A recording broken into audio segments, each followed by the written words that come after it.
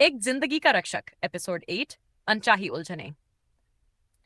Party के अगले दिन सुबह कार्तिक एक अजीब सी भावनाओं की उलझन में जागा। अनया के साथ हुई बातों ने उसके दिल में हलचल मचा रखी थी, लेकिन साथ ही वह अर्जुन के साथ हुई घटना को लेकर भी चिंतित था। मुंबई की फिल्म इंडस्ट्री में बातों का फैलना देर नहीं लगती, और उसे समझ नहीं आ रहा था कि उसने जो किया वो वास्तव में मदद था या सिर्फ टालमटोल। तभी उसके फोन पर एक अनजान नंबर से मैसेज आया। हाय कार्तिक, मैं अन्या। उम्मीद है तुम कल रात सही सलामत घर पहुंच गए।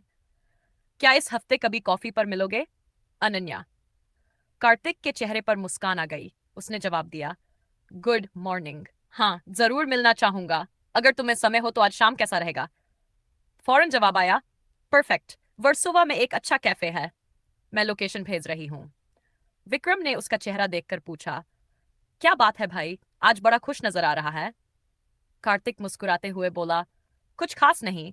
मुंबई अब उतनी डरावनी नहीं लग रही। अर्जुन जो सिर पकड़कर बैठा था, हैंगओवर से परेशान शर्मिंदा नजर आ रहा था। यार, कल रात के लिए माफी चाहता हूँ। पूरी गड़बड़ मैंने की और निपटाना तुम्हें पड़ा। कोई बात नहीं अर्जुन, लेकिन तुम्हें उस प्रोड्यूसर के ऑफिस में सोमवार को कॉल जरूर करनी चाहिए। ये दूसरा मौका मत गंवाना। करूंगा यार, लेकिन एक बात बता, तूने किया क्या? वो प्रोड्यूसर तो मुझे निकालने को तैयार था, और तूने न जाने कैसे उसे मना भी लिया और काम भी दिला दिया। कार्तिक कुछ कहता, इससे पहले उसका फोन बजा। राजेश कॉल कर रहा था। कार्तिक, आज ऑफिस आ सकते हो? 9 बजे तक, और नताशा को भी साथ लाओ। सब ठीक तो है सर। ऑफिस आओ, वही बात करेंगे। जरूरी है। कॉल कट गया। राजेश का लहजा पहले जैसा दोस्ताना नहीं था, बल्कि कुछ ज्यादा ही औपचारिक लग रहा था। 1 घंटे बाद कार्तिक और नताशा दोनों राजेश के ऑफिस में बैठे थे, दोनों ही अचानक बुलावे से परेशान। बैठो, राजेश ने गंभीरता से कहा। एक दिक्कत आ गई है। किस तरह की दिक्कत? नताशा ने छत से पूछा।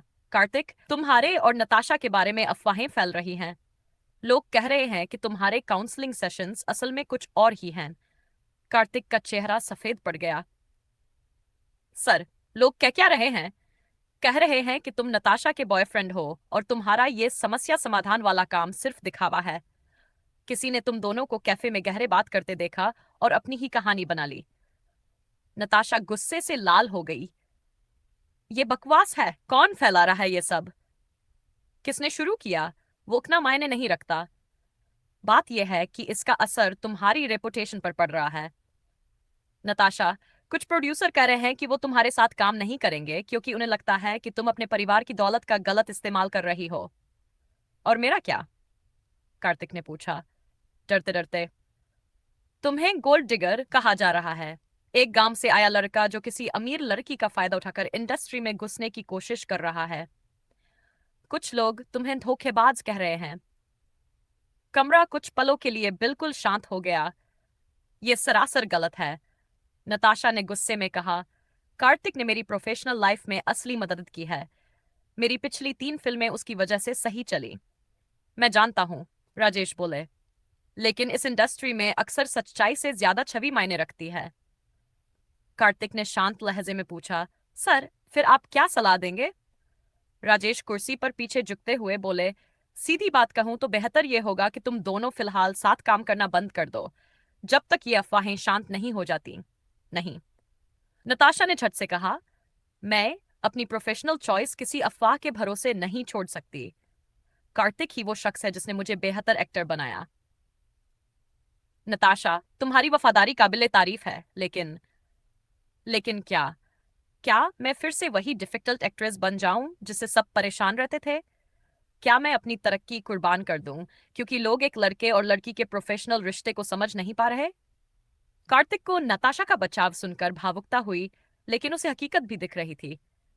नताशा, शायद सर ठीक कह रहे हैं। मैं नहीं चाहता कि मेरी वजह से तुम्हारा करियर खतरे में पड़े। तुम बात समझ नहीं रहे कार्तिक। अगर हम पीछे हट गए तो अफवाहें और तेज हो जाएंगी। ये साबित हो जाएगा कि हमारे बीच कुछ था। राजेश ने बात संभाली। देखो, मेरी जिम्मेदारी मेरी कंपनी की भी है।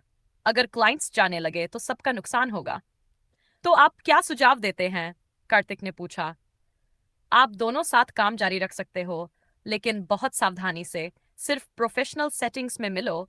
दूसरों को साथ रखो, सब कुछ डॉक्यूमेंट करो। ये तो सरासर बेमतलब है।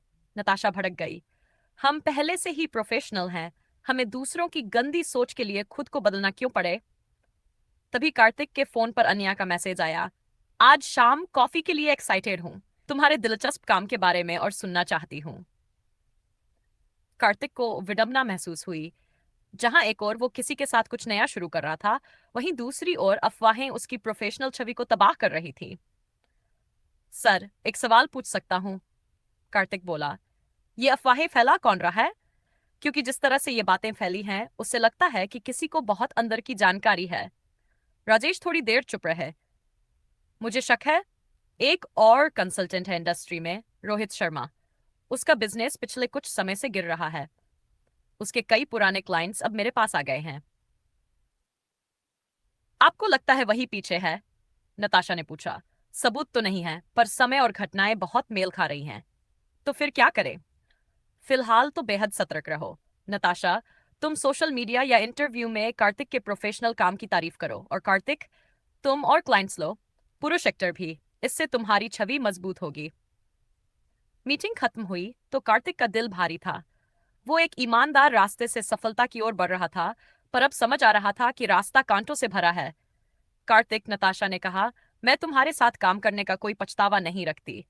तुमने मुझे न सिर्फ एक अच्छा एक्टर बनाया, बल्कि एक बेहतर इंसान भी। धन्यवाद नताशा, तुम्हारे ये शब्द बहुत मायने रखते हैं। और मैं किसी जलनखोर की अफवाहों से हमारी मेहनत को बर्बाद नहीं होने दूंगी। हम उन्हें उनकी औकात दिखाएंगे, अपने काम से। जब कार्तिक अनन्या से मिलने वर्सोवा के उस कैफे पहुंचा, उसका दिल अब भी दिन की बातों से भारी था। लेकिन वो पल उसके लिए खास था। कैफे छोटा और आरामदायक था, मध्यम रोशनी और सुकून भरे माहौल के साथ। अनन्या पहले से वहां थी, जीन्स और एक सादे टॉप में बेहद सहज दिख रही थी। तुम कुछ परेशान लग रहे हो, अनन्या ने कहा। कोई मुश्किल दिन था? कार्तिक सोचने लगा कि उसे अफवाहों के बारे में बताना चाहिए या नहीं। एक ओर वो ईमानदार रहना चाहता था, दूसरी ओर वो शुरुआत से ही चीजें जटिल नहीं बनाना चाहता था। कुछ काम की चुनौतियां हैं, उसने हल्के से कहा। कुछ खास नहीं, संभाल लूंगा।